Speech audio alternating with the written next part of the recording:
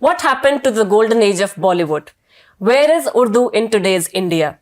And how do you challenge intolerance? These questions and many others we address with two very special guests on The Print. One is the greatest screenwriters of all time, and the face behind the angry young man face of Amitabh Bachchan, and an Urdu stalwart, Mr. Javed Saab himself. And the other is Mr. Arvind Mandloi, who is the author of Jadu Nama.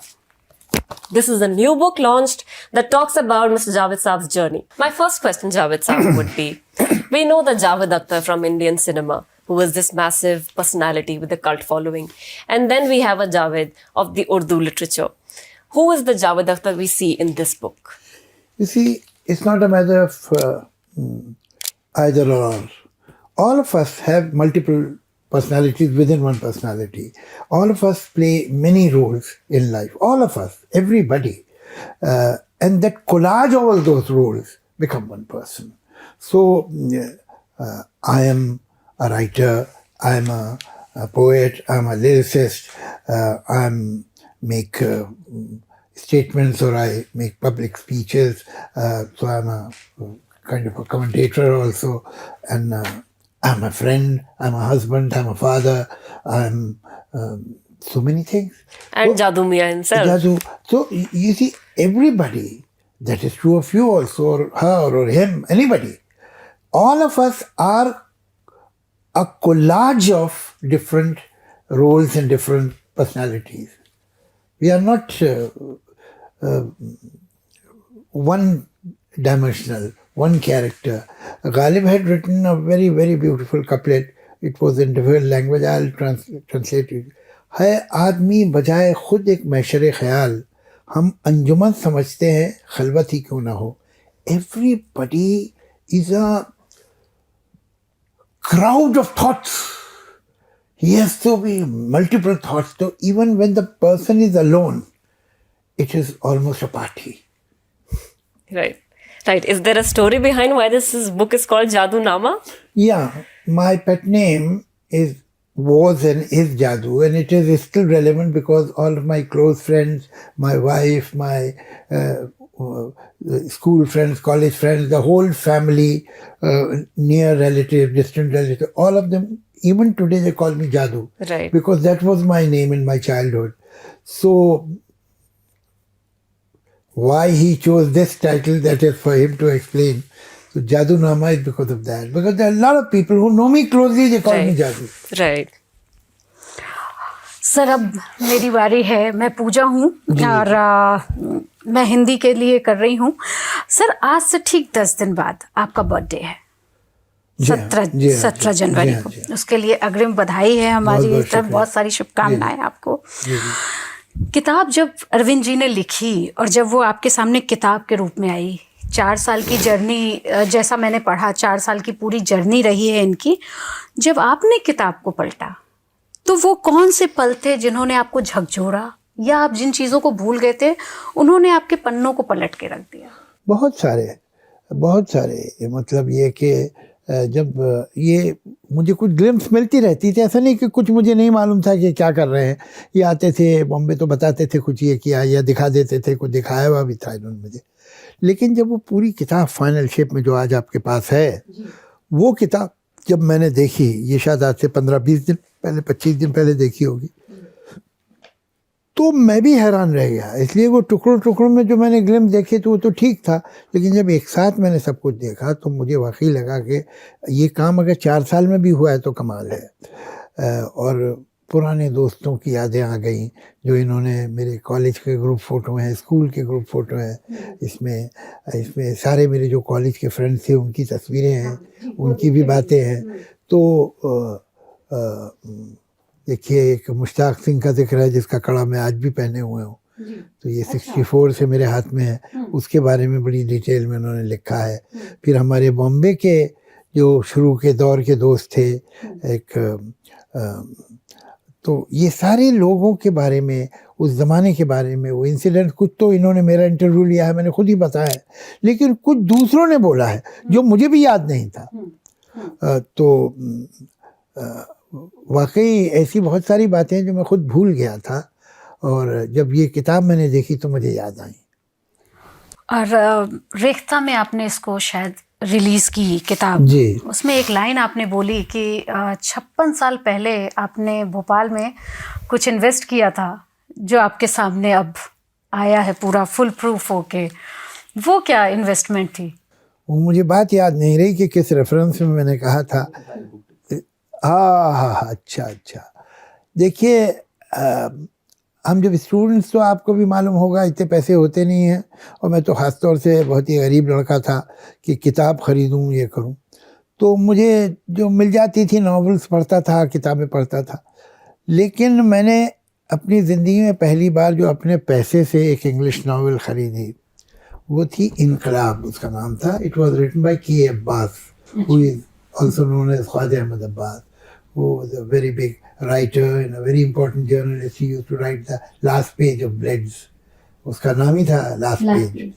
तो और बहुत बड़े short story writer भी थे वो, और बहुत बड़े जर्नलिस्ट थे। He has interviewed very many people, big people, Nehru ji का भी, इंदिरा जी का, खुर्शचेव का इंटरव्यू इन सब ने उन्होंने किया है। बड़ी तो उनकी नावल थी इनकलाब। तो मैं मुझे कुछ कंफर्ट की फीलिंग ये हुई कि वो कैरेक्टर्स इंडियन थे सब उसमें, और हिंदुस्तानियों के बारे में थी, नॉवल थी इंग्लिश में।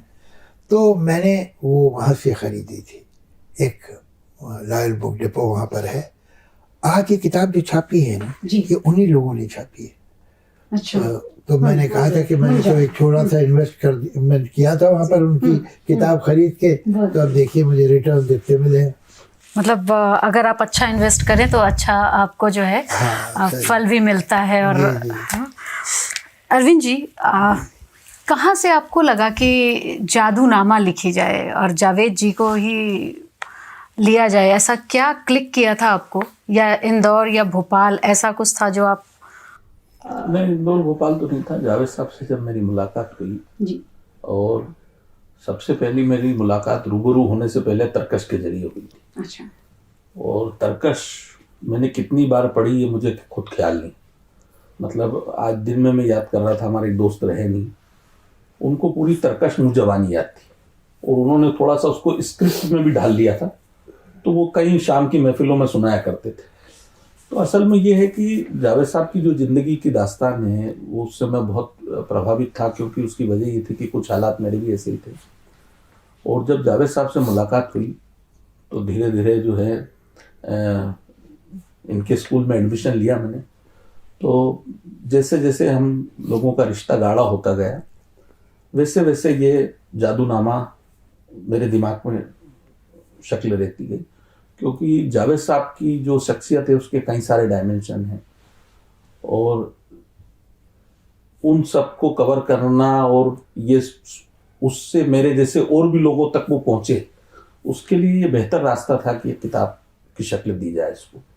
तो जावेद साहब के 75 बर्थडे के समय डिसाइड हुआ था, और फिर धीरे धीरे हमने इसमें काम किया, और ये अब आपके सामने। बहुत ही खूबसूरत और बहुत सारे ऐसे पहलू हैं जिसको आपने इसमें उकेरा है। लेकिन आपका भी जो मैं पढ़ रही थी, आपकी जो जर्नी है वो भी कम रिमार्केबल नहीं रही है। आप प्राथमिक स्कूल तक पढ़े और उसके बाद क्या आपने पढ़ाई ही नहीं की? हाँ, नहीं पढ़ाई नहीं, मतलब जिंदगी की पढ़ाई की। अच्छा। स्कूल वाली पढ़ाई छूट गई। तो उसके बाद आपने लिखा कि आप एक बिजनेस कर रहे हैं। हाँ। और उसके साथ, बिजनेस के साथ किताब लिखना एक बहुत ही बड़े अनयूजुअल आदमी है। और देखिए, पढ़ाई नहीं की इन्होंने, पढ़ाई नहीं कर सके। बात यह है कि इनके हालात ऐसे थे कि भी बहुत रॉक बॉटम से ऊपर आए, और ये जो कुछ भी इन्होंने पढ़ा, और आज जो इनकी नॉलेज वो खुद इन्होंने एक्वायर की, खुद पढ़ा, हिंदी में जो भी इन्हें मिला उसके पढ़ते रहे। और मेरी इनसे मुलाकात हुई, बड़े अनयूजुअल आदमी हैं। ये इंदौर में बड़े बड़े कल्चरल और वो लिटरेरी फंक्शन करते हैं अपनी जेब से। कोई टिकट नहीं होता, कोई भी आदमी आ सकता है, और कोई एडवर्टाइजमेंट, कोई ब्रोशर नहीं होता जिसमें लोगों से ले ले, अपनी जेब से करते हैं, और स्टेज पे नहीं बैठते। और जो अनाउंसर होता है उसको सख्त इंस्ट्रक्शन ये थी कि तो मेरा नाम नहीं लोगे, और पब्लिक में बैठ के, ऑडियंस में बैठ के सुनते हैं। तो ये तो अजीब तरह के आदमी मेरी समझ से बाहर है। नहीं, बहुत बहुत अच्छी किताब है, और मुझे लगता है बहुत पसंद की जाएगी। और उसमें जावेद साहब हैं तो फिर इनकी दीवानगी ही अलग है। So, Javed Saab, Yeah. I was wondering that you and Salim Saab Yeah. gave Bollywood the blockbuster template in the 70s. Why don't you call it Indian film industry? Why say Yes, Bollywood? let's just call Yeah, it that. Indian. yeah, That's where I'm getting Sure, at actually. sure. So from Sholay to Diwar. So today we are asking, is Bollywood dying a slow death? Because commercial cinema today is not doing as well as it was It doing doesn't earlier. matter. You know, entertainment world is always on a roller coaster. It has its highs, it has its lows, and so on. So, I mean, you cannot have film industry which is there since 19. Perhaps the first talkie was made in 31, 32, 1931, 32. I don't remember, or maybe 33. And you cannot decide its fate in a span of year or two. So things go wrong sometimes. Sometimes you have, if you look at Indian film history, then you will have years where in 1 year there have been 7 super hits. Sometimes only 1, sometimes 2, and maybe sometimes none. So it goes through, but as long as the audience is there, and Indians are movie buffs. They love to watch movies. Right. And Indian film industry will always remain there. It will become more and more powerful and big and bigger. What has happened that today an average indie picture is released in 130, 135 countries in the world. Right. All over the, you go to Latin America, you go to Canada, you go to even Western Europe, which was the last to be conquered. Right. We have entered even in Western Europe today. Right. There are, in France, in Germany, there are theatres that show only Indian films. cinema. Yeah. It has happened in the last few years. And one of the best contributors to take Indian films to Western Europe and particularly Germany is Shah Rukh. Right. So he's a big star there. Right. And in Egypt also. So these are the people who have expanded it, and it is still expanding. So the future of film industry, don't bother about these small hullabaloos and these confusions and chaoses. They will pass within no time, and film industry will keep on growing. Right. Sir मेरा इसी पे एक सवाल है कि आपने एक जगह लिखा है कि जब दूरियां होती हैं तो गलतफहमियां बढ़ती हैं, और पिछले कुछ सालों में देखा जा रहा है कि बॉलीवुड जो है 2 भागों में बंटता हुआ सा दिख रहा है मुझे। बिल्कुल नहीं। हाँ? नहीं, ये बाहर लोग बट रहे होंगे, मैं नहीं जानता। हाँ। लेकिन फिल्म इंडस्ट्री जो है वो नहीं बढ़ती, नहीं बढ़ती, बिल्कुल नहीं। बिल्कुल नहीं, बिल्कुल नहीं। और उसकी वजह यह है, इसलिए नहीं कि फिल्म इंडस्ट्री के लोग बहुत अच्छे हैं, बाहर लोग इतने अच्छे हैं, ये बात नहीं है। फिल्म इंडस्ट्री में जब हम फिल्म बना रहे होते हैं, जो कि हमारा लाइफ लाइन है कि भाई ये फिल्म चलेगी तो हम ठीक रहेंगे, सबके सब जो फिल्म से जुड़े इन्वॉल्व हुए हैं। हैं, और फिल्म अगर गड़बड़ हुई तो हम खत्म हो जाएंगे। तो अगर मकसद है फिल्म को कामयाब करना, तो हम किसी भी बायस, किसी भी प्रेजुडिस को अफोर्ड ही नहीं कर सकते। जो आदमी हमारा काम बहुत अच्छा कर देगा इस काम में, इस रोल में या इस डिपार्टमेंट में, हम तो उसी को लेंगे, चाहे वो किसी भी विचारधारा को हो, चाहे वो किसी भी रीजन का हो, चाहे वो किसी कास्ट का हो, चाहे वो किसी धर्म का हो, किसी वर्ग का हो, उससे हमें नहीं फर्क पड़ेगा। इसलिए हम बेचैन है पिक्चर को कामयाब बनाने के लिए। तो आप अगर देखेंगी कोई भी एवरेज हिंदी पिक्चर के रोलिंग टाइटल देखिए, और आपको मालूम होगा नेशनल इंटीग्रेशन कहते किसे हैं? इसलिए कि हर हिंदुस्तानी फिल्म जो हिंदी पिक्चर है, उसके रोलिंग टाइटल में आपको इस मुल्क के हर हिस्से का इंसान, हर वर्ग, हर धर्म, हर कास्ट का, हर भाषा का इंसान मिल जाएगा। तो ये कहाँ बंटने वाले हैं? ये इसलिए नहीं बंट सकते कि इन्हें फिल्म कामयाब चाहिए। बंटते तो वो लोग हैं जिनकी प्रायोरिटी कामयाबी नहीं होती फिल्म की या मुल्क की, वो बंटते हैं। लेकिन जिस तरह से बायकॉट जो फिल्मों का हो रहा है, ये फिल्म इंडस्ट्री के अंदर थोड़ी हो रहा है, तो बाहर हो रहा है। तो उसका प्रभाव उसका फिल्म इंडस्ट्री, हो सकता है फिल्म इंडस्ट्री का कुछ नुकसान हो जाए या नहीं हो, मैं नहीं जानता, लेकिन ये फिल्म इंडस्ट्री का इंटरनल नहीं है मामला। ये तो बाहर आप लोग कर रहे हैं सब, जो बाहर है फिल्म इंडस्ट्री से। नहीं, हम तो आपके साथ हैं। अच्छा ये ठीक है, बहुत अच्छी बात। सच बात है, ये ज़्यादातर लोग हमारे साथ हैं और तभी वो फिल्म देखेंगे। उन्हें फिल्मों से प्यार है, उन्हें फिल्म स्टार से प्यार है, उन्हें अच्छे डायलॉग अच्छे लगते हैं, उन्हें फिल्मी गाने अच्छे लगते हैं।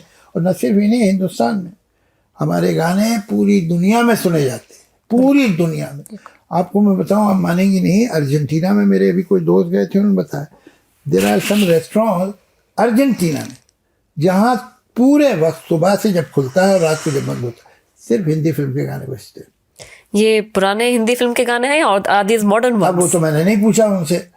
और ये जो है, चाहे आप देखिए अफ्रीकन कंट्रीज में, अगर आप उस पर जाइएगा यूट्यूब पे, आप देखिए कितनी पार्टीज आपको उन्होंने उसमें शूट करके दिखाया। अफ्रीकन जो है वो हिंदी फिल्म के गाने गा रहे हैं। बिल्कुल बिल्कुल। तो ये जो है आपको समझना चाहिए कि हिंदुस्तान की जो फिल्म इंडस्ट्री है, जिसे बॉलीवुड कहना बिल्कुल गलत बात है। हम बड़े इंडिजिनस लोग हैं। हमारा जो नरेशन है, ये जो स्ट्रक्चर है हिंदी फिल्म का, ये हिंदी फिल्म ने नहीं बनाया है, ये तो हज़ारों साल पुराना है जी। हिंदी जब आई टॉकी, जब पहले तो साइलेंट आई थी जब राजा हरिश्चंद्र वाला बना था, उसके बाद जब talkie I, Alam Ara was the first talkie, तो वही स्ट्रक्चर हमने लिया जो संस्कृत के प्लेज में था, मृच्छकटिका में था, शकुंतलम में था, उसके बाद वो यात्रा में था, जो नौटंकी में है, जो रामलीला और कृष्ण लीला में है, जो उसके बाद उर्दू पारसी थिएटर में आया था, जो अर्बन थिएटर हमने डेवलप किया था टॉकी से पहले। वही स्ट्रक्चर हमारी जो पहली पिक्चर थी आलमारा, उसमें 50 गाने थे। तो हमें कभी ये सोचने की ज़रूरत नहीं पड़ी कि गाने होने चाहिए कि नहीं होने चाहिए, इसलिए कि ये हमारी जो प्रथा है, जो परंपरा है कहानी गानों के साथ सुनाने की, ये हज़ारों साल पुरानी है। तो हमारी जो फिल्म है, इसको कहीं और की कहना बिल्कुल गलत है। ये प्योर हिंदुस्तानी स्ट्रक्चर है, ये हमारा स्ट्रक्चर है फिल्म का, जो फिल्म में हम लाए हैं, हमारा ड्रामे का स्ट्रक्चर। और हैरत की बात ये है कि अब ये स्ट्रक्चर हॉलीवुड भी ले रहा है। हॉलीवुड में अगर आप ये देखिए, अवतार देखिए, ये तो हिंदी पिक्चर की कहानी है। आप वो स्टार वॉर्स देखिए, वो हिंदी पिक्चर की कहानियाँ हैं जो आपने स्पेस में शूट की हैं। लेकिन वही कि वो खोया हुआ बाप मिल गया, ये सब तो हो गया ना। डार्थ वाटर जो थे वो स्काई ल्यूक वॉकर के बाप निकले। बिल्कुल। तो ये तो हमने किया हुआ भाई, ये आप कर रहे हैं। बिल्कुल। So, sir, talking about language, we are talking about how, you mentioned an anecdote in the book that says, why do Muslims have a sense of humor? It is not a Muslim, but an Urdu speaker that has a sense of humor. Yes, it's not Muslim.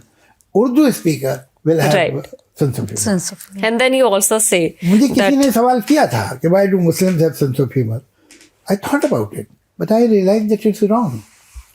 Actually Urdu speaker, देखो पंजाब भी traditionally Urdu speaking रहा है। आज जो आपको पंजाब में लोग मिलते हैं, पहले आज से 30 साल पहले जब मुझे मिलते थे तो कहते थे मेरे फादर तो सिर्फ उर्दू पढ़ते थे। अब जो मिलते हैं आपके एज ग्रुप के, तो दादा की बात करते हैं जी।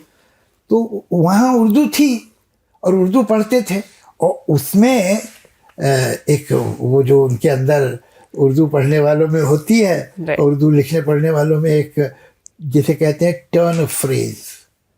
So this is inherent in Urdu speaker, Urdu writer, Urdu reader, that he has that quality of turn off phrase. तो उसी से ह्यूमर पैदा होता है, तो वो क्वालिटी उस लैंग्वेज में है। But sir, then you also say that Urdu today is not dead yet, but it is being killed. You see, I wish political dispensations had this power to kill or to create languages. I'm afraid it's not right. It's not true. Ultimately, it's the society, is the man on the street who decides the language. At the most, what you can do, and what has been done, that people have been deprived of Urdu script. Today, they can't read Urdu script, most of them. But it doesn't matter. I mean, it's sad, but it still doesn't matter, because language is not only its script. Language is its syntax. What is the syntax? Urdu, Hindi have the same syntax. There are no two languages in the world that have the same syntax. But Urdu, Hindi have the same syntax. They are not twins. They are Siamese twins. And many internal parts of their body are one, similar. So you can't even cut them and put them apart. It's not possible. Both of them will die. So they are there. Now, Urdu poetry, I don't think has been read as much as it is read today, but in Devanagari. Right. So it is surviving there. Right. Urdu survived in cinema for a very long time. They were Right. called Hindi films. But all the big Urdu writers or poets were working for those films and writing their language. Right. So you see, and they remained Hindi pictures. So ये जो है, आप for a second don't think that Urdu can be killed or it's possible to kill a language like this. Not possible. As long as people love the language, it's their language. It is an indigenous Indian language. Right. You mentioned cultural ties of Yes. Urdu in Awadhi, especially version. In Khadi Boli, that from there it has started. Besides that, people who sometimes treat this language as if it was the language of the invaders, it came from outside. Now I would like to ask them, from where? Which is that place except for the subcontinent? Pakistan was made 75 years yesterday. People speak Urdu there, people speak there. And in Canada or England or in Australia or in anywhere, Dubai, those people who have gone from this country speak Urdu. Which is the country in the world that speaks Urdu or reads Urdu or knows Urdu? No one. तो ये अगर बाहर से आई तो कहाँ से आई थी? वो कौन सी जगह थी? It's totally based on ignorance. This bias is based on ignorance. Anybody who knows a little about languages will never say that. एक सवाल अरविंद जी से भी, आपने बहुत सारे सर आप भी होंगे उस पर कि संघर्ष की बात, बचपन के संघर्ष की बात, बचपन थोड़ा संघर्ष में भी था। जब आप इन सब चीज़ों को कर रहे, मतलब लिख रहे थे या उन चीज़ों को जी रहे थे जावेद जी के साथ, उस समय आपको क्या लग रहा था कि क्या क्या बदला जा सकता है था या बदल सकते हैं? और सर से इसी को आगे बढ़ाते हुए मैं पूछना चाहूँगी कि वो कौन सा पल है जो आज आप मिस कर रहे हैं कि अगर वक्त बदलता तो मैं इसको फिर से जीना चाहता, और ऐसा कुछ आपके साथ? आप बताइए सर, तब तक मैं सोच लेता हूँ। मुझे मौका मिल जाएगा। जावेद साहब से मिलने से पहले मेरे अंदर एक कड़वाहट थी, और जिसको अब हम संघर्ष कहते हैं वो असल में बुरे हालात थे। मैं ये मानता था कि इसके लिए बहुत सारे लोग जिम्मेदार हैं। ठीक, इन्होंने मुझे जिंदगी समझने का जो नया नजरिया दिया, तो मेरे अंदर भी चीजों को एक सकारात्मक तरीके से देखने का, एक मतलब पॉजिटिव वे में चीजों को लेने का सोच विकसित हुई। जहां तक बात है कि क्या जिंदगी में आप बदलना चाहते थे, तो मैंने ये सवाल जावेद साहब से किया था, इस किताब में है जी। तो उन्होंने जवाब दिया था कि अगर फिल्म का नंबर 1 सीन चेंज करोगे तो फिर 2, 3, 4, 5 और जो लास्ट सीन है वो भी चेंज करना पड़ेगा, क्योंकि वो जो पहला सीन है उसी की कंटिन्यूटी में ये सीन है। तो ये बहुत सीधी सी बात है कि अगर वो दिन ना होते तो शायद ये दिन ना होते। तो वो मतलब आपकी लाइफ में खुद जिंदगी जादूनामा लिखते लिखते आपकी लाइफ में भी बहुत सारे, हाँ, उसके पहले ही ये तो बहुत सारे चेंज, और मतलब मैंने कहा ना कि जावेद साहब की शायरी, जावेद साहब की फिल्में, मतलब फिल्मों का लेखन, गीतकार के रूप में, ये सब छोटी चीजें हैं। बड़ी बात यह है कि वो एक जीवन को दार्शनिक की तरह देखते हैं। उनके विचार बिल्कुल अटल हैं। कम लोग, मतलब मेरी जिंदगी में तो मैं नहीं मिल पाया ऐसे किसी आदमी से। मैंने ऐसे लोग देखे हैं जो मेरे साथ, मतलब उनके भी हालात फाइनेंशियली वैसे ही थे। आज वो बहुत कामयाब हैं, तो वो मंदिर बना रहे हैं अपने पिताजी की स्मृति में, वो आस्तिक हो गए हैं, और अचानक वो जो है धार्मिक क्रियाक्रम उनके होने लगे जो उस समय होते ही नहीं थे, क्योंकि ठीक उस समय वो घोर नास्तिक थे। वो ये कहते थे कि ईश्वर है ही नहीं भाई, ईश्वर होता तो ये स्थिति क्यों होती, मगर आज वो कहते हैं नहीं। जावेद साहब ने इसमें, हमने एक लेक्चर दिया है, 17 साल की उम्र में एक बात कही थी, उस विचार पर वो आज तक कायम। तो ऐसी लाइफ जर्नी कम लोगों की मिलती है जो अपनी राय स्पष्ट रखते हैं, उस पर कायम रहते हैं। ठीक, इसमें कई सारे लोग हैं, शंकर महादेवन हैं, सतीश कौशिक हैं, बहुत सारे लोग हैं जिन्होंने ये बताया कि हमारी जिंदगी में जावेद साहब का क्या कंट्रीब्यूशन है। मगर जब भी आप उनसे बात करें तो वो ये कहते हैं कि नहीं, वो बहुत टैलेंटेड लोग थे, अगर मैं नहीं होता तो कोई और होता, उनको जहां पहुंचना था पहुंच जाते। जावेद साहब, एक फिल्म स्क्रिप्ट पे बात चल रही थी, कोई इंटरव्यू था, मैंने देखा था, तो उन्होंने कहा नहीं, उसमें उनकी गलती नहीं है, हमारी तरफ से स्क्रिप्ट में कुछ काम कमजोर हुआ था जिसके नतीजे में ये हुआ। असल में ये है कि कामयाबी के साथ तो लोग खड़े हो जाते हैं, नाकामयाबी स्वीकार करने के लिए भी आपको बहुत मजबूत होना पड़ता है। तो वो सब इनकी शख्सियत की खासियत है जिससे मैंने सीखा है। और ये किताब असल में मैं जो बात समझ पाया था वो लोगों तक पहुंचे, इसी का जरिया है। तो सर अब आप बताएं कि आप क्या मिस कर रहे हैं, या आपको क्या लगता है कि अगर बचपन में ये ना हुआ होता तो ये बदल देता? नहीं, मैं ऐसा नहीं सोचता। और एक चीज़ और भी पढ़ी, यही मैंने, जैसे कि इन्होंने कहा, मैं समझता हूँ कि हम सब की ज़िंदगी जो है एक बड़ा ही गढ़ा हुआ स्क्रिप्ट है। और आप जो बड़ा ट्रेजिक मोमेंट सोचें तो सोचें ये नहीं होता, उसे निकाल दीजिए, सीन नंबर 36 निकाल दिए तो फिर सीन नंबर 63 भी चला जाएगा, जो कि हाईलाइट है आपकी कहानी का। ये पैकेज है, पैकेज या तो एक्सेप्टेबल है आपके लिए या नहीं है। मुझे हालात के बारे में मैं ऐसा नहीं सोचता हूँ काश मेरे साथ ये ना हुआ होता। हाँ, ये मुझे ज़रूर ख्याल आता है कि काश मैंने ये किया होता जो मैंने नहीं किया। और वो कब, मुझे सिर्फ अपनी ज़िंदगी के कुछ 10-12 सालों का गम है कि जब मुझे सहूलत मिल गई थी, पैसा मिल गया था, आई वॉज कम्फर्टेबल। वो वक्त था जब मैं अगर चाहता और अपना वक्त बचा के, मैं म्यूज़िक में इंटरेस्टेड हूँ, मैं कोई म्यूज़िकल इंस्ट्रूमेंट सीख लेता। मैं लैंग्वेज में इंटरेस्टेड हूँ तो मैं फ्रेंच सीख लेता, या कोई हिंदुस्तान की बंगाली सीख लेता, तमिल सीख लेता, कोई एक लैंग्वेज जो मेरे पास वक्त था, मेरे पास पैसा था कि मैं टीचर रख सकता था।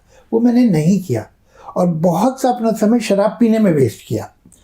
इसका मुझे अफसोस ज़रूर है कि अगर मुझे कोई मौका मिल जाए तो मैं फिर इस बार ऐसा नहीं करूं और मैं ये अपना वक्त इन कामों में खर्च करूं जो मैं कुछ नई चीज़ें सीख सकूं। ये दुख ज़रूर है, लेकिन जब बुरे हालात थे तो मेरे हाथ में तो कुछ था नहीं, तो उसका मैं अफसोस कैसे करूं और ये सोचूं कि हालात ना होते, ये मैं ख़तरा मोल नहीं लेना चाहता। इसलिए कि अगर ये हालात नहीं होते तो फिर मैं जहाँ तक पहुँचा वहाँ पहुँचता ही नहीं, तो फिर पता नहीं कहानी किधर चली जाती, क्या ठिकाना। तो अभी भाई स्क्रिप्ट यही है, इसे यही रहने दो।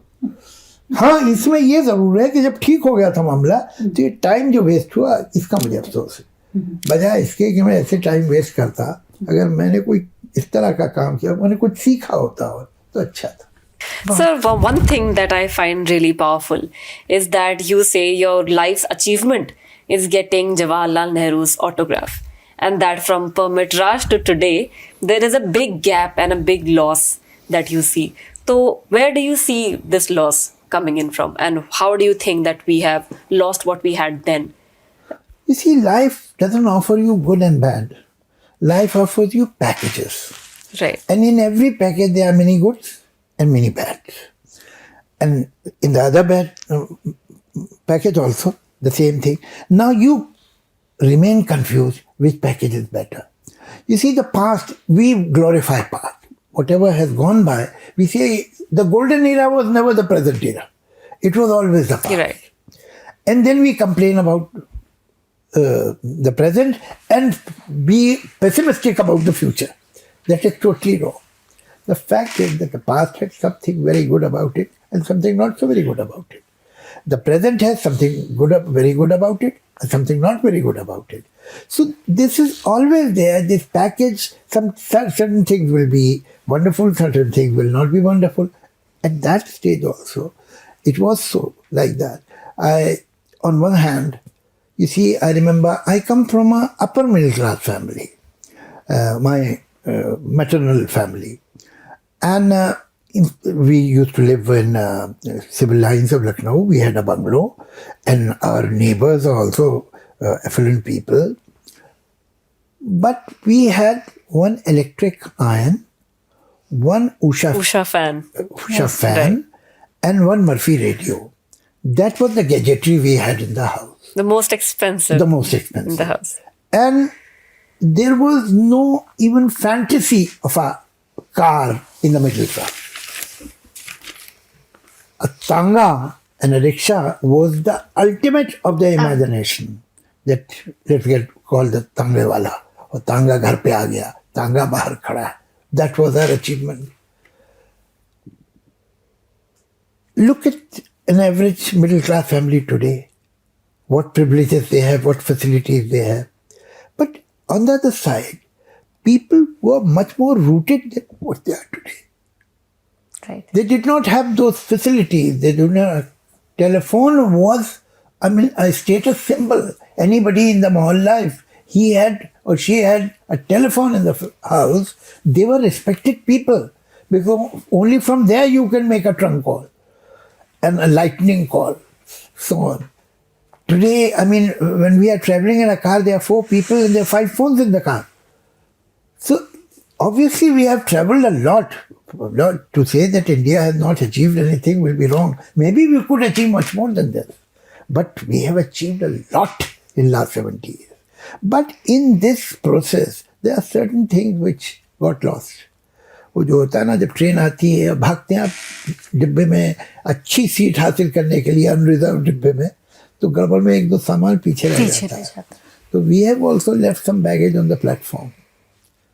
Culture, traditions, mythology, folk music, folk dance, folklores, poetry, literature, ये पीछे जरा रह गया. And no thanks to us, we are responsible. My generation, my parents, my elders had given me this. But perhaps my generation could not give it to the next generation. Because these things are like a relay race that you keep on passing the, what is that called that you hold in the hand when you have that race? There's a Stopwatch. Stopwatch. No. When one runner gives it to the other and the runner takes it, and then the third runner, in say 400-yard race, you have this. We'll call it a stick. It is not Relay race. You do that. So in this relay race of culture, we forgot to give this baton to the other one, to the next generation. But in spite of us, the next generation is looking for culture, for poetry, for tradition, for language on their own. And I can see in young generation that they have this curiosity because it is missing in society. You had asked me about language and Urdu in films. Language is shrinking in the society. You see, an average young person today doesn't have as big a vocabulary as this person's grandmother or grandfather had. Maybe this person is more suave. Maybe this person knows much more about technology. Maybe this person is even much more informed because of Amazon and Google and so on. But at the same time, this person doesn't have as many words as the grandmother or grandfather had.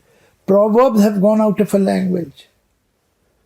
These proverbs were capsules of wisdom of thousands of years. Yes. That is how these proverbs were formed. वो चले गए. तो ये loss जो है ये हमारी wrong priorities में भी है, रॉन्ग सिस्टम ऑफ एजुकेशन में भी है. Right. और नहीं, उसमें हमारी भी गलती है. सिर्फ हम ये एजुकेशन सिस्टम को ब्लेम करते हैं, वो गलत है. There are so many things that you teach your children in your school, at home instead of school. Why don't you teach all this? बिल्कुल. But in spare time we teach our children only religion, not culture. Sir जाते जाते 1-2 सवाल और रह गए हैं.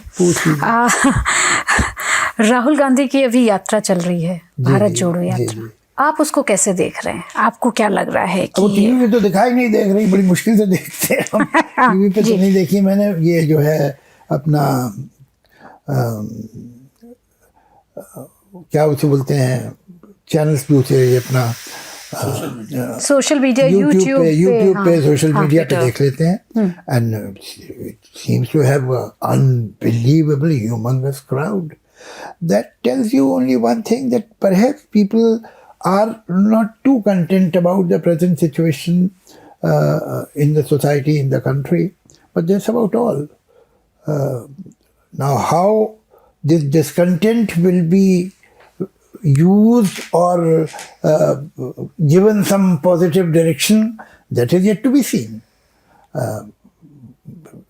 This yatra only tells me that yes, there are people who are not too happy. That's all. So, what is to be done about it? This is a very big question that I wonder if there is any concrete answer for it. At least I have not been given that answer. I have not read or heard anywhere. So what you will do? All right, so you have discovered that there is discontent. So what? What is the next step? What do you think? I don't know. I'm not a politician, but what I see, that doesn't impress me, honestly. Because I feel that, all right, so this has been discovered, this has been told to me, or to all of us, that there are people who are joining this, who are not from any political party.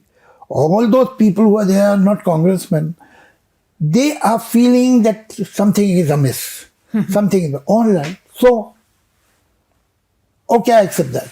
Now what is the next step? What? We will come back to square A. When this yatra will be over, again you will have the same question. All right, you have been informed, you have come to know, all the politicians who are in the opposition have come to know there is discontent. What are you going to do about it? I don't know. I have not seen any program or manifesto or any kind of alliance which makes me feel that, all right, this is a formidable alliance and maybe they can take this country somewhere in some other direction. That is yet to be seen. So we think that Bharat Jodo literally stops at Srinagar and it stays And you there. come back and back to square A. It has only informed me that there is discontent in people, which I knew anyway. बिल्कुल. So now it has been proved that people like me who think that there is discontent were right. So that is not enough. Much more has to be done. Who will do it? How you will do it? I don't know. So let's just wrap it up and let's just have your thoughts on what you think the message of this book is for any reader who picks it up. मुझे तो पता नहीं message क्या है, लेकिन message ये है कि don't worry, things can go right. Sir, जाते जाते हमारे दर्शकों को कुछ आप अपना सुना के जाएं और कुछ ऐसा कि. तो मैं 2 लाइनें ही सुना देता हूँ. जी बिल्कुल. आपने सवाल ऐसा किया था कि मेरा दिमाग उधर ही चला गया. जी. एक शेर है 2 पंक्तियों का. कभी तो इंसान जिंदगी के करेगा इज्जत, कभी तो इंसान जिंदगी की करेगा इज्जत, ये एक उम्मीद आज भी दिल में पल रही है. बहुत खूब, बहुत खूब. Thank you so much for Javed Saab and Arvind ji for joining us at The Print. That was wonderful. We had some great insights. मुझे लगता है कि हुमरा ये किताब बहुत सारे यंगस्टर्स को बहुत प्रभावित करने जा रही है, क्योंकि इसके कुछ पन्ने अभी मैं पढ़ रही थी तो मेरे साथ मेरी कोलीग थी, वो कह रही है कि ये पहले मुझे पढ़नी है क्योंकि ये बहुत ही अच्छी है, और इसके कुछ ऐसे पहलू थे जिसको पढ़ के वो बहुत प्रभावित हो रही थी उस समय. तो मैं आपको, उन्हें आप मेरा सलाम कहिएगा जी, और ये मत बताइएगा कि सारा काम इनका किया हुआ है. ठीक है सर, ठीक है. आज के लिए Thank you so much. Thank you.